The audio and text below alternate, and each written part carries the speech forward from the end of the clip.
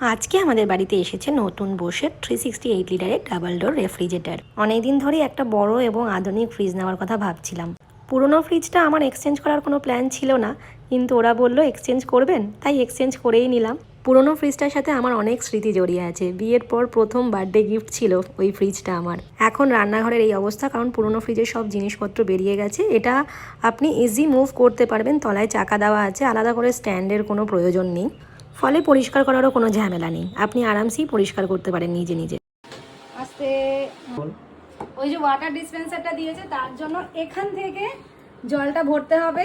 এখানে 2.5 লিটারের জায়গা জল, ঠান্ডা জল, মানে বোতল আপনার না রাখলেও চলবে। 2.5 লিটার আপনি সবসময় ভরুন। আর এখানে ট্রে দিয়েছে এতগুলো। এখানে কসমেটিক্স বক্স, এই ভেজিটেবল বক্স,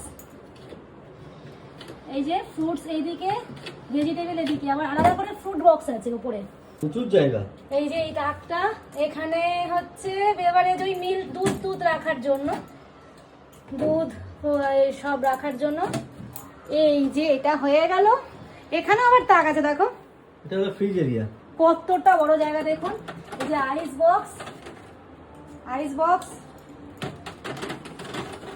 এইটা কি প্রেস করলে চলে আসবে। আচ্ছা না, টুইস্টার তলায়, মানে এখানে আইস জল দেবো, দিয়ে ঢুকিয়ে দিলে এখানে টুইস্ট করলে নিচে বরফটা চলে আসবে। বেশ অনেকটা বড় জায়গা। এলইডি লাইট দেওয়া আছে, তো আমরা চালু করার পরে আর একবার ফ্রিজের প্রত্যেকটা তাক বাইরে ভেতর সব পরিষ্কার করে চলে এসেছি। এবার সাজানোর পালা। মডেলে রয়েছে 6-in-1 কনভার্টেবল স্টোরেজ মোডস, ফলে প্রয়োজন অনুযায়ী স্টোরেজ ব্যবহার করা যায়। এছাড়া রয়েছে ভিটা ফ্রেশ টেকনোলজি, যা ফল ও সবজি দীর্ঘ সময় ফ্রেশ রাখতে সাহায্য করে। ফ্রিজের বাইরে রয়েছে 2.5 লিটারের ওয়াটার ডিসপেন্সার, বারবার দরজা না খুলেই সহজে ঠান্ডা জল নেওয়া যায়। ডেলি ইউজের জন্য এই ফিচার্সটা তো আমার খুবই সুবিধাজনক বলে মনে হয়েছে। বাড়িতে কোনো পার্টি হলে এখানে রসনা যদি ভরে রেখে দিই, বাচ্চাদের খুব সুবিধা হবে।